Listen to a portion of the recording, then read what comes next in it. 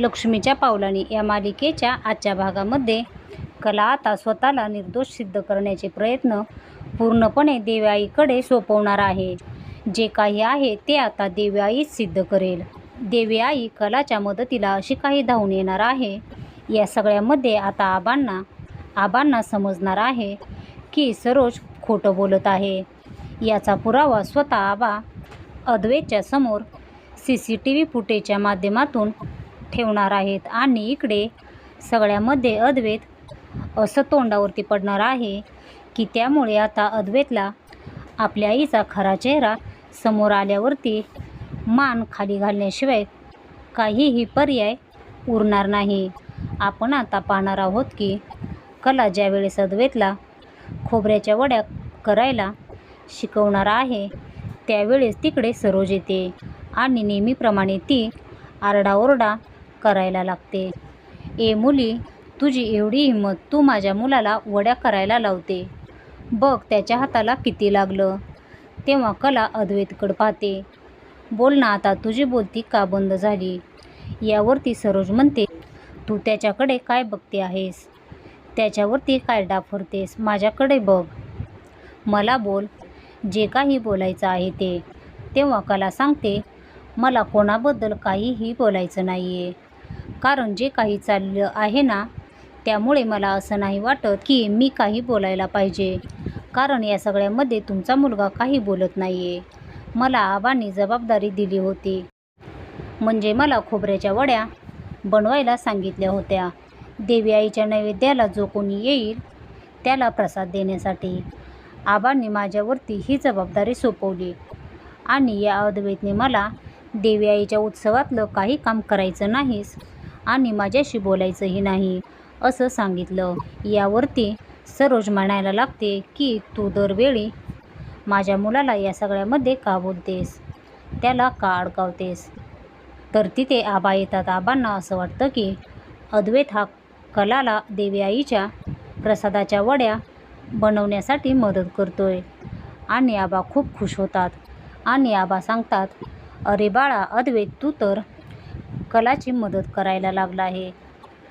मला इतका आनंद झालाय. तुझं जितकं कौतुक करावं तेवढं कमीच आहे. त्यावरती कला सांगते, नाही आबा, अद्वैत मला मदत करत नाही आहे. या सगळ्यामध्ये अद्वैत माझ्याकडून फक्त वड्या कशा बनवायच्या हे शिकत आहे. कारण त्याला माझ्या हातच्या वड्या नको होत्या. इतक्यातच सरोज मॅम आल्या आणि त्या माझ्यावरती ओरडायला लागल्या. त्याने अद्वैतला वड्या बनवायला लावल्या. मी का त्याला काम सांगू? मी त्याला वड्या बनवायला सांगितल्या नाहीत. तेव्हा सरोज म्हणते की तू कितीही खोटी बोलली ना, आमचा यावरती विश्वास बसणार नाही आहे. यावरती कला म्हणते, ठीक आहे, मी तुम्हाला पुरावा देऊ शकते. आता कला काय पुरावा देणार हा प्रश्न अद्वैतला पडलेला असतो. तो पुरावा असतो अद्वैत कलाला बोलणार नसतो आणि तो बोलणार नसतो म्हणून त्याने कलाला जे लेटर दिलेलं असतं तोच खरा पुरावा असतो आणि तो पुरावा आता कला सादर करणार असते. कला सांगते, तू माझ्याशी एक शब्दही बोलू नकोस आणि तो मला काहीही बोलणार नाही असं आमचं डील ठरलं होतं आणि हे डील ठरल्यामुळे आता मात्र अद्वैतनं मला जे काही सांगितलं होतं ना ते यावरती लिहिलं आहे. तुम्ही पहा ना त्यावरती काय लिहिलं आहे. तू देवीच्या कार्यक्रमामध्ये काहीही बनवणार नाहीस असं लिहिलं आहे. हे आता सर्वांसमोर आल्यावरती सरोजला काही बोलायला चान्सच उरलेला नसतो. तू खोटं बोलतेस, तू असं करतेस, तू तसं करतेस, हे काहीही बोलायला चान्स नसल्यामुळे सरोजला तोंड बंद करून गप्प बसण्यापलीकडे कोणताही पर्याय उरलेला नसतो.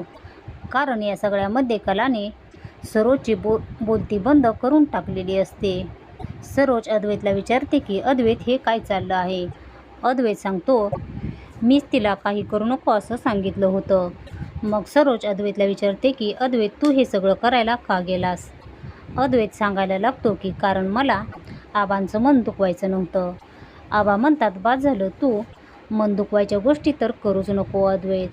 तू जे काही करतोय ना त्यामध्ये मला काहीही बोलायचंच नाही आहे. जर आता कलाने पुरावा दाखवला नसता तर तुझ्या आईने या सगळ्यावरती विश्वास ठेवला नसता. यावेळेस कलाकडे पुरावा होता म्हणून बरं झालं, नाही तर तुम्ही मायलेक कलाला खूप बोलला असता, तिचा खूप अपमान केला असता. या सगळ्यामधून आबांच्या डोक्यामध्ये एक कल्पना येते. आबा विचार करतात, या सगळ्यामध्ये आता कलाकडे पुरावा होता म्हणून सरोजचं तोंड थोड्या वेळासाठी बंद झालं.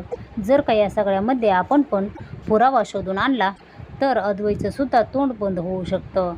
म्हणजे या सगळ्यामध्ये अद्वैत जो कलावरती आरोप करतोय की तू माझ्या आईला ढकललंस, तर आता आपण सुद्धा कलाच्या बाजूने ठामपणे उभा राहून पुरावा आणलाच पाहिजे.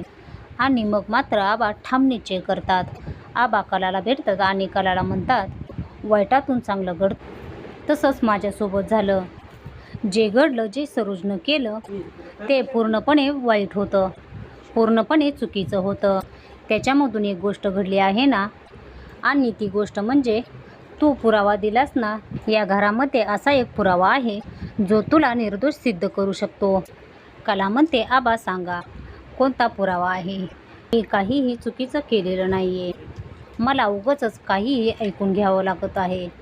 तुम्ही सांगा ना, तो पुरावा कोणता आहे? ते अग्निपरीक्षा द्यायला मी तयार आहे.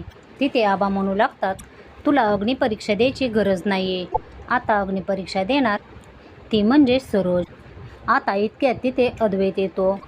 आबा अद्वैतला बोलवतात.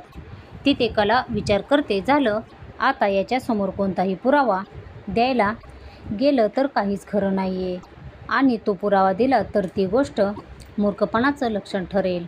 आबा सांगतात, अद्वैत तुला माहिती आहे का, आपण ज्या वेळेस गणपती उत्सव करणार होतो त्याच वेळेस आपण इथे CCTV फुटेज बसवून घेतले होते. हे ऐकून कलाला आश्चर्यच वाटतं. इतका वेळ हा विचार माझ्या डोक्यात का आला नाही की CCTV फुटेज आपल्या घरात आहेत म्हणून. इकडे कलाकडे पाहत आबा म्हणतात की एक गोष्ट लक्षात ठेव, हे CCTV पाहून तू मला सांग, कलाने सरोजला ढकललं होतं का? मला पूर्णपणे माहीत आहे कलाने ढकललंच नव्हतं, परंतु हे CCTV फुटेज जर का तू पाहिलं त्यामध्ये तुला समजेल की कलाने ढकललंय की नाही ढकललं, आणि हा वाद कायमचा मिटून जाईल. आता अद्वैतला हे सर्व काही सुचलेलंच नसतं. तिथे आबा म्हणत असतात की जर एखाद्या स्त्रीच्या पाठीमागे एक पुरुष ठामपणे उभा राहिला तर त्या स्त्रीला अग्निपरीक्षा देण्याची वेळ कधीच येणार नसते. परंतु कला, तुझ्या पाठीमागे तुझा हा सासरा आहे आणि मी तुझ्या पाठीशी उभा असल्यामुळे तुला कोणतीही अग्निपरीक्षा द्यावी लागणार नाही. असं म्हणत आबाने अद्वैतचे डोळे उघडलेले असतात. अद्वैत, चल तू आता माझ्यासोबत, मी तुला दाखवतो ते सर्व काही CCTV फुटेज. आबा अद्वैतला घेऊन जातात आणि सोबत कलाला सुद्धा घेऊन जातात. तिथे कलाच्या मनात दडदड व्हायला लागते. नक्की काय खरं आहे? मला या सगळ्यामध्ये आई बोलली असती की तुझा मला धक्का लागलेला नाही आहे, पण त्या तसं काही म्हणल्या नाहीत. हेच खरं असेल तर इकडे नयना आणि राहुल या जोडीचं ठरलेलं असतं की आपण आता चांदेकरांची पूर्ण प्रॉपर्टी बळकावायची, आणि तिथे राहुल आणि नयना यांची हातमिळवणी होते आणि त्यांचं ठरतं की आता आपण अद्वैतच्या साईडने व्हायचं आणि कलाच्याही बाजूने उभे राहत दोघांची मनं जिंकायची आणि सर्वांच्या नजरेत चांगलं व्हायचं. कारण कलासोबत चांगलं वागलं तर आबांना नक्कीच आपण चांगले आहोत असं वाटेल. त्यामुळे आता ते दोघेजण ठरवतात की कितीही काहीही झालं तरी आपण आता अद्वैत आणि कला या दोघांच्याही पाठीशी उभे राहायचं. ते आता ठरल्याप्रमाणे कला आणि अद्वैतशी चांगलं वागत सरोजचं भांडं फोडण्यासाठी ते सामील होतात. चल राहुल, आपल्याला CCTV फुटेज पाहायचं आहे. राहुल म्हणतो, कसलं CCTV फुटेज आबा? आबा सांगायला लागतात, ते CCTV फुटेज त्यामध्ये सिद्ध होणार आहे की सरोजला नक्की कुणी ढकललं आणि सरोज कशी पडली. यावरती राहुल म्हणतो, ठीक आहे आबा, चला. या सगळ्यामध्ये सरोज मामीला मी आलेलं चालेल ना? आबा म्हणतात, कोणाला चालेल कोणाला नाही ते सगळं सोडून द्या. आपल्याला महत्त्वाचं म्हणजे खऱ्या खोट्याचा न्यायनिवाडा करायचा आहे. आता आबा CCTV फुटेजची रूम असते तिकडे येतात. आबा म्हणतात, अद्वैत बघ हे सगळं काय आहे. तेथील दृश्य पाहून अद्वैतच्या पायाखालची जमीन सरकते. या सगळ्यामध्ये अद्वैतला जी गोष्ट पाहायची नसते तिथे कलाने धक्का दिलेला नसतो. कलाने धक्का दिलेला नसताना सुद्धा आईने तिच्यावरती आरोप केलाय हे अद्वैतच्या समोर येतं आणि ते समोर आल्यावरती अद्वैतला चांगलाच धक्का बसलेला असतो. आणि जी गोष्ट कलाने केलेली नाही त्या गोष्टीसाठी आपण कलाला खूप सारं काही तिला बोललो, तिचा खूप अपमान केला, याचं त्याला वाईटही वाटतं आणि सरोजचा रागसुद्धा येतो. तर अद्वैत सरोजकडे येतो. तर तिथे सरोज छानपैकी तयार झालेली असते, ते म्हणजे उत्सवासाठी. तिथे सर्वजण जमा होतात. रोहिणी म्हणते, काय गं वहिनी, काय झालं? आबा तुझ्यावरती इतके का चिडलेले आहेत? यावरती सरोज सांगते, हल्ली आबांना चिडण्यासाठी कोणतंही कारण लागत नाही, फक्त त्या मुलीसाठी. पण अद्वैत आईकडे इतक्या तावातावात येतो. काय झालं असेल? तेव्हा सरोज विचारते, काय झालं अद्वैत? तू इतक्या मोठ्याने ओरडत का आलास?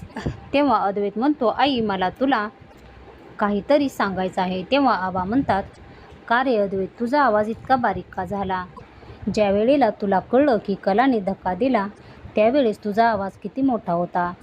आता तुझा हा आवाज इतका हळू आणि गोड होण्याचं कारण काय आहे ते मला कळेल का? तेव्हा सरोज म्हणते, आबा तुम्ही माझ्या मुलाला माझ्या विरोधात भडकवताय. तेव्हा आबा सांगतात, मला तुझ्या मुलाला तुझ्या विरोधात भडकवायची काय गरज आहे? तेव्हा अद्वैत विचारतो, आई तू मला एक गोष्ट सांग, कलाने तुला खरंच धक्का दिला होता का? तुला 100% ही गोष्ट आठवते का? तेव्हा सरोज विचारते, अद्वैत तुला काय बोलायचं आहे? म्हणजे मी खोटं बोलते का? यावरती अद्वैत म्हणतो, आई तसं नाही, मी आता CCTV फुटेज पाहून आलोय, त्याच्यात तर धक्का दिलेलं काहीही दिसत नाहीये, तुझं सगळं भांडं फुटलंय. त्यावेळी सरोज सांगते, हे बघ भांडं फिंड काहीही फुटलेलं नाहीये, मला तिने धक्का दिलाय. तेव्हा अद्वैत म्हणतो, आई मी CCTV फुटेज पाहून आलोय आणि त्या CCTV फुटेजमध्ये कलाने तुला कोणताही धक्का दिलेला नाहीये. तिथे आता सरोजचं सर्व काही भांडं फुटलेलं असतं. तिथे सरोज तप करायला लागते. सरोज विचारते, हो धक्का दिला नाहीये का? अद्वैत म्हणतो, खरंच आई तुला कलाने धक्का दिलेला नाहीये. तेव्हा सरोज म्हणते, त्यावेळेस माझ्या लक्षात आलं नसेल. सरोज खोटं बोलते हे सगळ्यांच्या लक्षात आलेलं असतं.